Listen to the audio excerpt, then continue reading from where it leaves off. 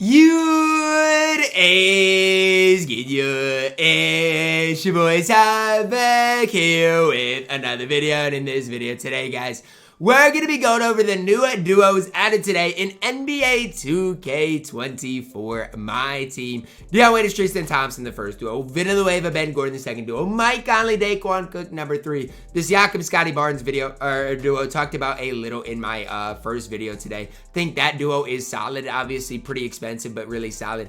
And then Sam Jones and Hondo as our last duo. Now, duos this year, I would say, have been better than they have been in the past. Now, does that mean they're like great or you know, something that you need to look at? No. I mean, if any of these duos work for you in your specific squad, especially like Sam Jones, John Havlicek, which is a free duo, those are the ones to really look at. Let's start with Dion Waiters, Tristan Thompson.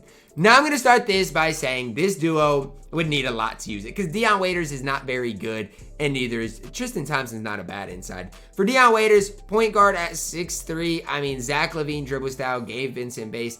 My whole thing is this with Dion Waiters.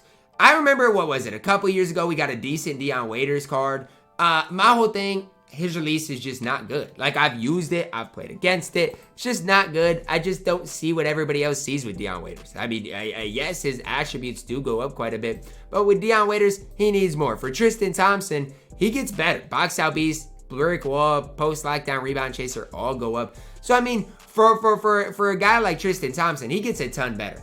I'm just sad it's paired with a guy like Dion Waiters because I don't want to run Dion Waiters. But I'm telling you, this Tristan Thompson can then compete on the interior. Still can't shoot, but I mean, that's kind of to be expected. Now, after Villanueva gets his Evo, and then with the duo, this is what the card looks like. Gets box out beast, rebound chaser. Now, I want to compare it without the duo to with the duo. So yeah, all of those defensive badges, he doesn't have without the duo. You have to give him the duo to get any defensive badges. Obviously, corner specialist on Hall of Fame, defensively gets way better.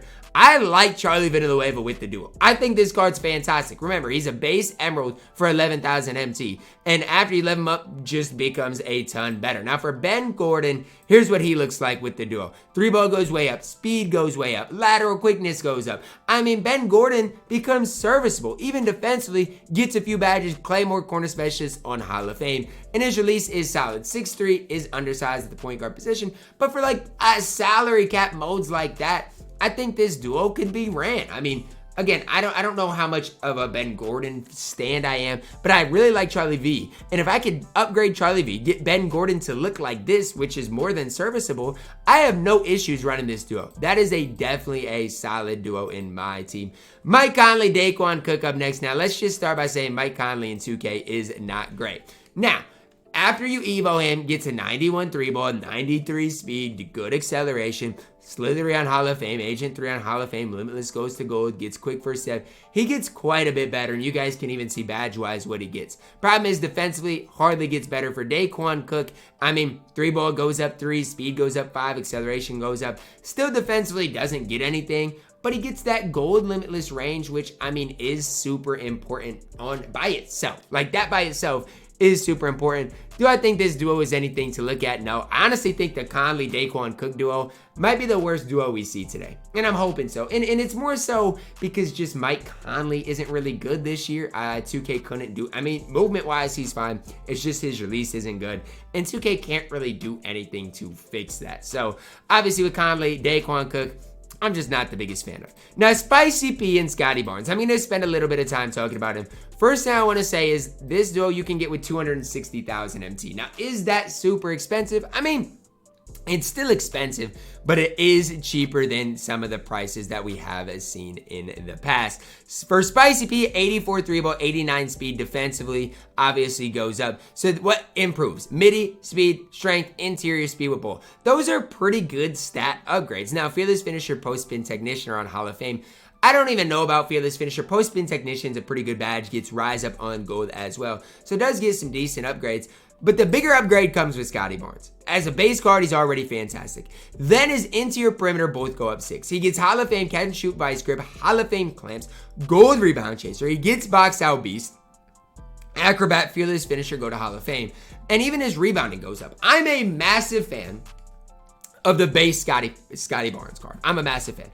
Then you add the duo to it, and he becomes even better. And the best part about Siakam and Scottie Barnes is I don't want to sit here and gas Siakam. I don't think his release is great. I don't think this card's perfect. But both of those cards are usable, and you can use them in the same lineup. Sure, Siakam's a little undersized at that power forward position.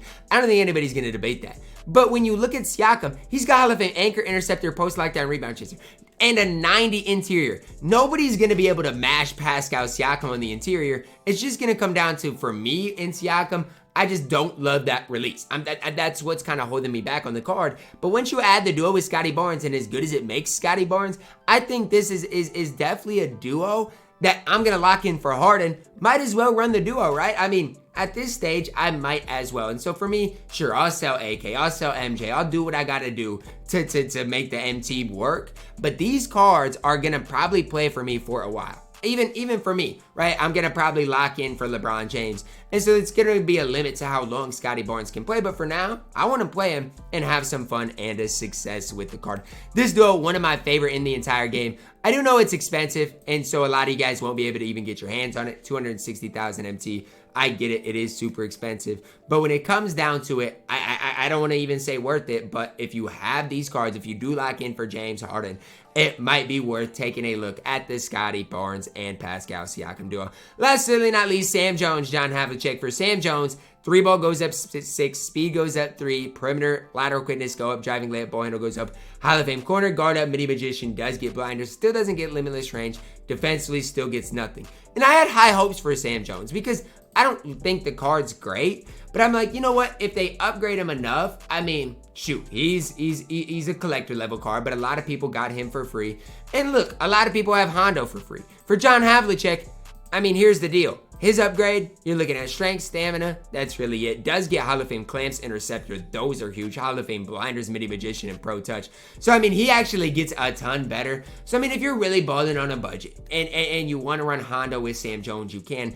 The problem is with that, somebody's gonna have to run the 3, and neither of these cards can dribble. They both got horrible dribble sigs. So I mean, I don't even hate the duo. I think for John Havlicek, it makes him just so much better. So literally night and day difference. I just don't know if it's enough to run Sam Jones, because I'm not a Sam Jones stan. And even Sam Jones, oh, he gets 6 Hall of Famers. Okay, I get it, but he still doesn't get limitless range. So it's like, how good can they be? I don't know. It might be worth a try, but even for me, it's just like, I still do not think I'm going to run the cards. I just don't. And not to say you can't run them, not to say you can't have success with them.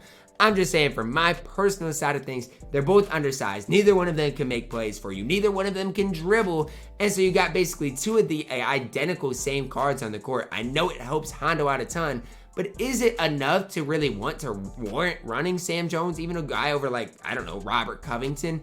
I just don't necessarily see it. So I don't know, that's my problem with that duo. Again, I think it's a decent duo. They did good with the, especially when you look at John Havlicek, they did good with his upgrades, especially Hall of Fame clamps, interceptor. Like, I can't sit there and hate on that. I just think when it comes down to it, I don't know if that's enough. I don't know. That's my opinion on it. Really, with these duos, guys, the only one I would really look at is the Siakam Scottie Barnes duo. Even Charlie V, Ben Gordon, if you really want a budget duo. The rest of these, I just don't really see it in the cards. That's gonna wrap it up for my video today, guys. Let me know your thoughts on the new duos. Drop a like on the video, subscribe if you're new, and as always, man, I love you guys. Have a blessed day.